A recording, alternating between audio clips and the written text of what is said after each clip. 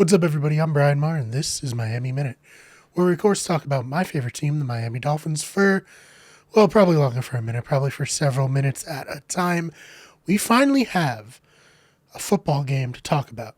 So far, we've just been talking about offseason drama, specifically Xavier Howard, but we have a preseason game as the Dolphins unfortunately lost 20-13 against the Chicago Bears, but I'm not really particularly worried about that, and here's why. There were notable players who missed the game on Miami's side. Those particularly are Will Fuller, Devontae Parker, Albert Wilson, and Xavier Howard, amongst others.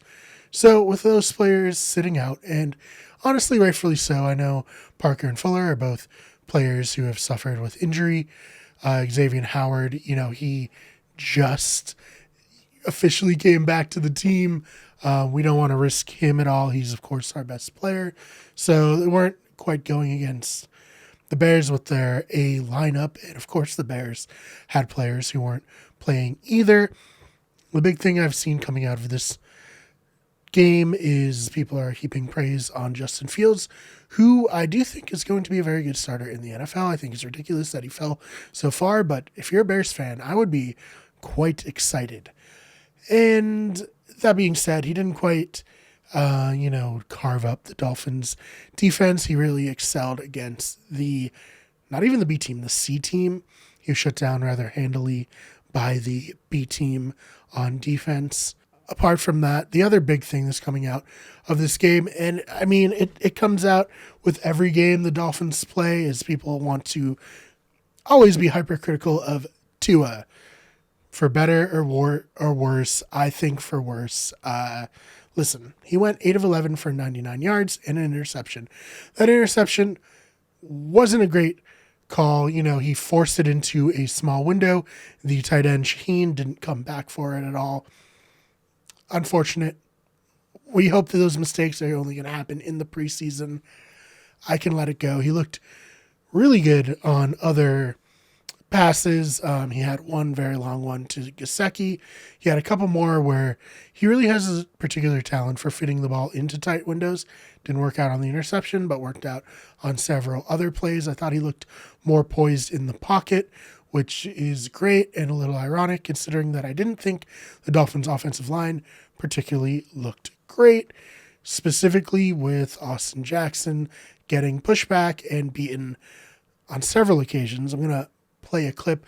I'm going to take this from Twitter and hope that the NFL doesn't copyright it, but they probably will. But I think the clip is like someone filming their television, and then it'll be from Twitter so I can kind of cite who it's from. We'll see if it gets around from it. So take a look at this play.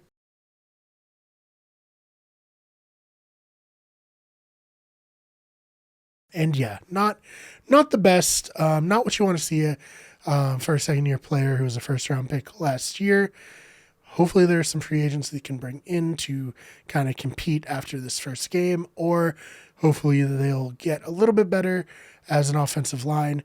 Silver lining is he's playing left tackle, and while Jacoby Brissett is a righty, and so that's his blind side, Tua is lefty, so it's not a problem. He would have seen that untouched defensive end coming from a mile away and not taken a hit from there. So I guess there's that. If you're a Dolphins fan, let me know if you're also a little bit concerned about Austin Jackson and the offensive line at large. They are a talented team, but if there was a weakness, it would be the offensive line followed by the running back situation. We had Malcolm Brown start the game. He looked okay. Myles Gaskins played fairly well as well. And of course, we had Ahmed, who ended up actually catching a touchdown from Jacoby Brissett. That was quite nice. I thought Jacoby Brissett looks good. Again, probably against the Bears C team. So, as someone who started in the league, he should look good.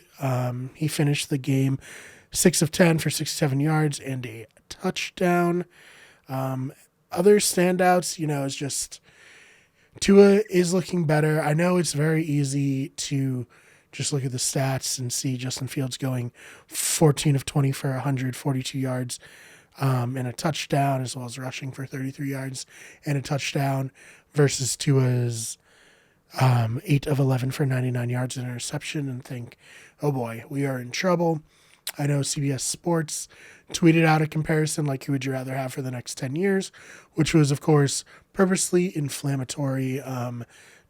Dolphins fans are very protective over Tua.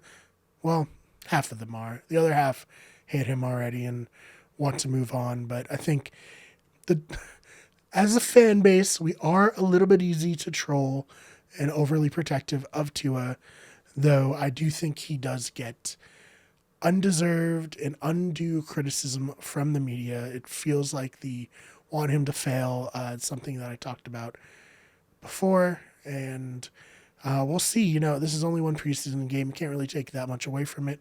Granted, I've managed to talk about it for over 5 minutes, and I'm sure other people have been dissecting it for even longer, and I'm further sure that tomorrow, I'm recording this on a Sunday, tomorrow when Colin Cowherd goes on to his show, he'll have choice words about Tua's performance that will get Dolphins Twitter to a tizzy, as always. But if I could just, share a little bit of advice, just don't play into it. Just know what you're seeing with your eyes when you watch Tua play, and know that however you feel about it, that's how you feel about it. Don't let members of the media, myself, or actual members of the media sway you one way or another.